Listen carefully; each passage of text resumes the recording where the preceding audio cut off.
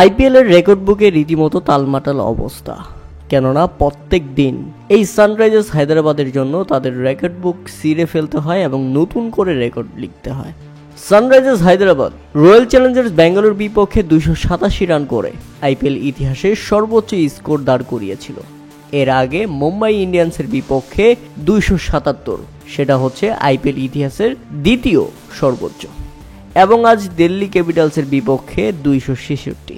মাথা নষ্ট খেলা, সবাই যেন পাগল হয়ে গেছে। একটাই প্রশ্ন, সেটা হচ্ছে কি খেয়ে ব্যাটিং করতে নামে সানরাইজার্স হায়দ্রাবাদের ব্যাটাররা, বিশেষ করে ট্রেভিস হেড। তিনি তো একেবারে বোলারদের জম হয়ে দাঁড়িয়েছেন আইপিএলে। আজকের ম্যাচেও ইতিহাস গড়ে ফেলেছে হায়দ্রাবাদ।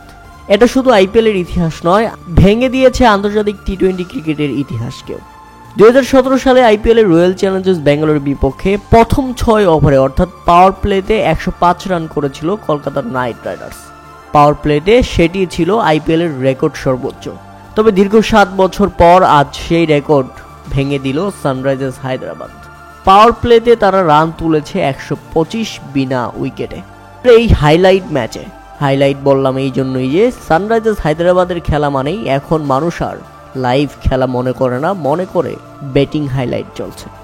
32 বলে 89 রানের সর্বোচ্চ ইনিংস খেলেন ট্রেভিস হেড এবং 12 বলে 46 রান করেন অভিষেক শর্মা।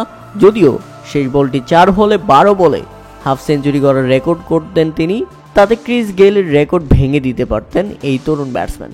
আর শেষ দিকে 29 বলে 59 রানের ইনিংস খেলে মাঠ ছাড়েন শাহবাজ খান।